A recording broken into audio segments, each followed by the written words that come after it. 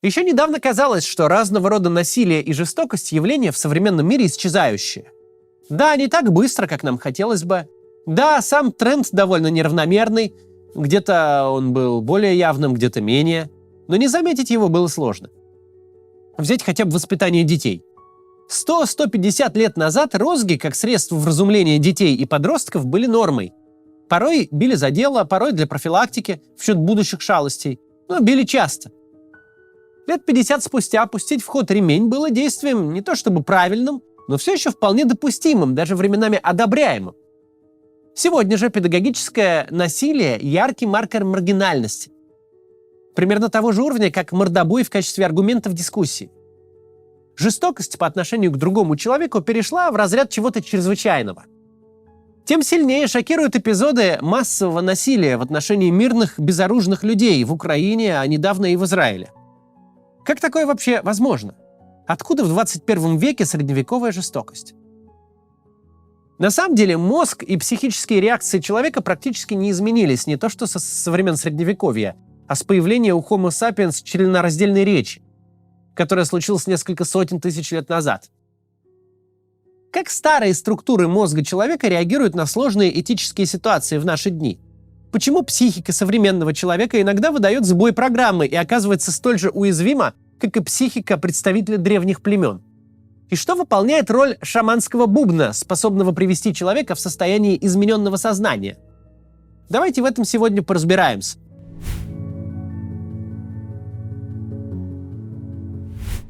Сразу оговоримся, нет простого и однозначного ответа на вопрос, где рождается агрессия. Нет участка коры головного мозга, ответственного за агрессивное поведение и склонность к насилию. Нет специального гормона, который сам по себе провоцирует человека на какую-то особенную жестокость к ближним. Сегодня ученые склоняются к мысли, что не стоит искать корни насилия и в психологических травмах детства или юности. Точнее так, травмирующий эпизод, гормональный фон, разные жизненные обстоятельства могут стать одним из множества факторов, которые запустят насильственные действия. Ученым известно, что эмоции, связанные со страхом и агрессией, рождаются в особой области головного мозга – миндалевидном теле. Его еще называют амигдала. Что же может влиять на возбудимость этого участка? Многое может. Непохожесть объекта агрессии на вас, ощущение голода, физической боли, усталости, дефицит сна, повышенный уровень кортизола и тестостерона, а также слабая активность лобных долей мозга, отвечающих за анализ и планирование. Пережитый ранее травмирующий опыт тоже имеет значение. Установлено, что у людей, страдающих посттравматическим расстройством, увеличивается активность и даже размер миндалевидного тела. В копилку факторов идет даже стресс, пережитый вашей матерью во время беременности. Он влияет на степень возбудимости амигдалы. Даже то, кем были ваши далекие предки, оседлыми землевладельцами или кочевниками-скотоводами, тоже даже это влияет. Ни один из факторов не может стать решающим сам по себе, но в комплексе они существенно влияют на вероятность насилия. Однако тут нет никакой предопределенности. Грозные народы-воители, державшие в ужасе соседей, могут по прошествии времени превратиться в образец миролюбия. Один и тот же человек может выстрелить сейчас, но не сделать это секунды раньше или позже. Поэтому реагировать или предупреждать проявление насилия – задача чрезвычайно сложная и в масштабах отдельной личности, и в масштабах общества в целом. Понятного и эффективного рецепта пока, увы, не существует. Но есть все-таки рецепты, о которых мы можем поговорить, которые приводят к обратному эффекту.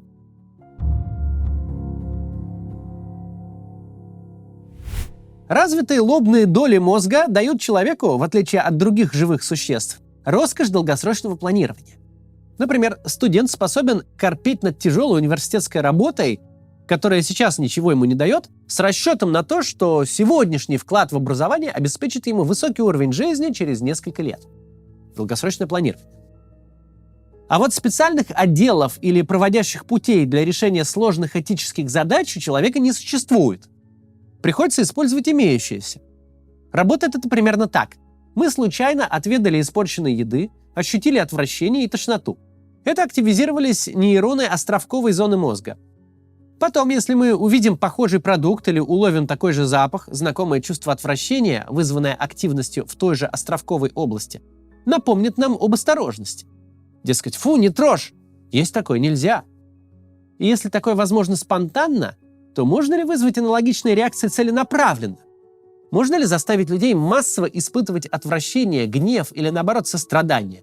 Можно ли возбудить ненависть к людям, которых ты знать не знаешь? Практика показывает, что можно. Наверняка, впервые осознав масштаб беды, которую принес в мир фашизм, каждый из нас недоумевал, как такое могло случиться?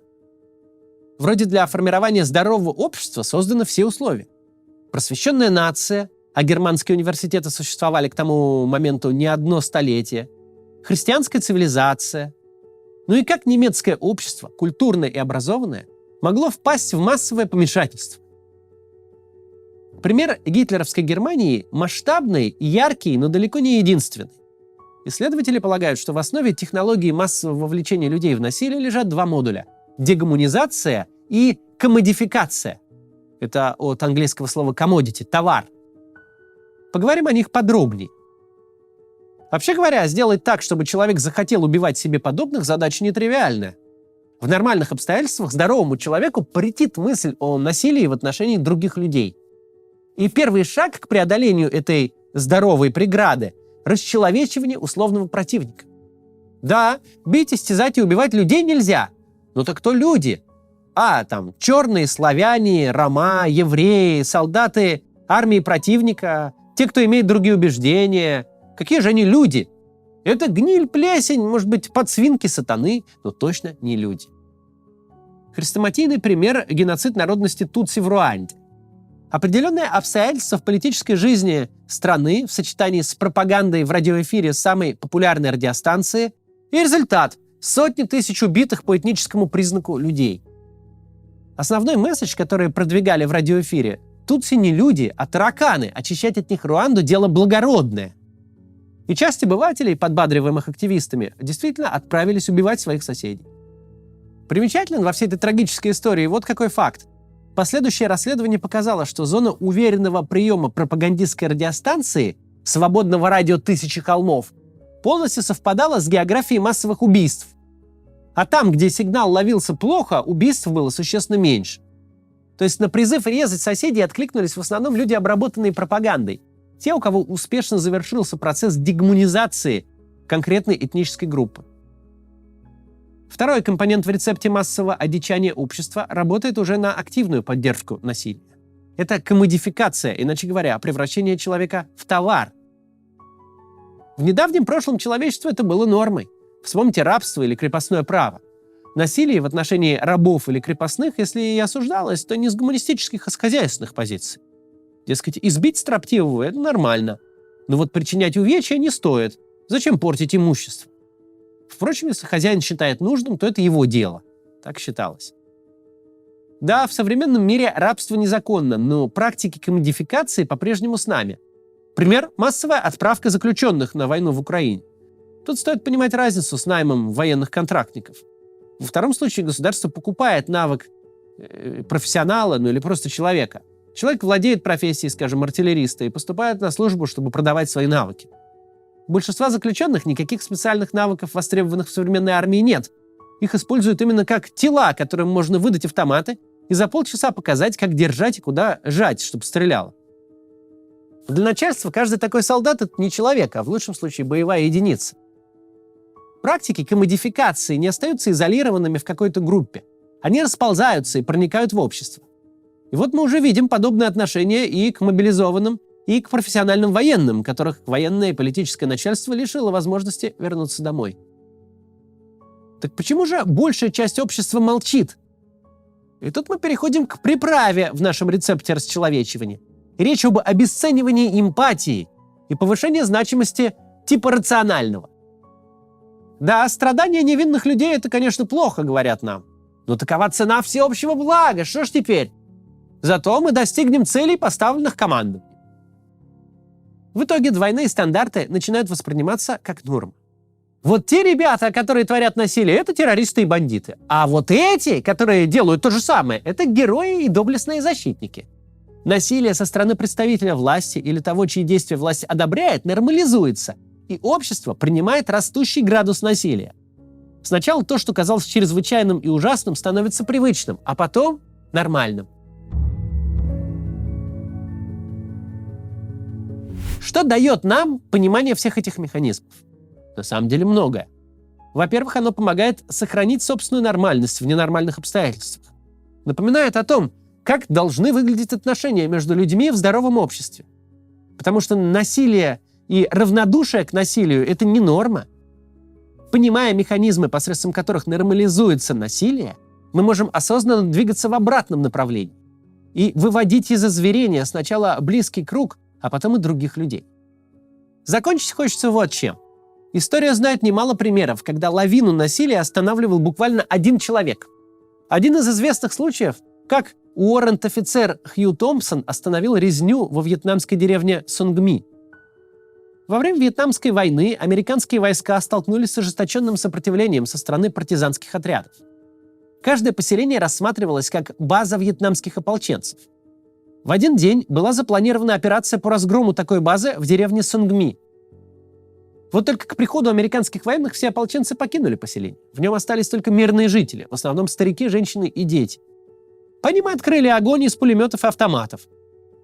Позже расследование прояснило, что из сотни солдат огонь по мирным жителям вели около трети, но даже 30 человек с автоматическим оружием успели натворить страшное против безоружных крестьян. Погибли несколько сотен человек, из которых 173 были дети, а 182 – женщины, в том числе и беременные. Жертв могло быть еще больше, если бы не поступок Хью Томпсона. На вертолете он приземлился на территории между уцелевшей частью деревни и американскими солдатами и пригрозил открыть огонь по каждому, кто продолжит убивать мирных вьетнамцев. Резня была остановлена. Для эвакуации раненых вызвали вертолет. Позже военное преступление было расследовано, и виновные понесли наказание, а еще сильно позже Томпсона наградили. Из примерно сотни человек треть активно включилась в насилие, остальные пассивно наблюдали за происходящим, и лишь один человек вмешался и остановил весь этот ужас. Человек с вертолетом, но все-таки один. В будущем в России нам предстоит очень тяжелое осмысление произошедшего и дискуссия в обществе, где насилие будет нормой, а наши голоса будут казаться единичными и малозаметными. Но мы должны сами помнить норму и напоминать о ней тем, кто нас окружает. Не позволять вырастить поколение людей, для которых станет допустимым жертвовать жизнями и благополучием людей ради интересов государства. Потому что у здорового государства нет и не может быть интересов, ради которых можно убивать своих и чужих граждан, превращать насилие в норму и делать законом право сильного. До завтра.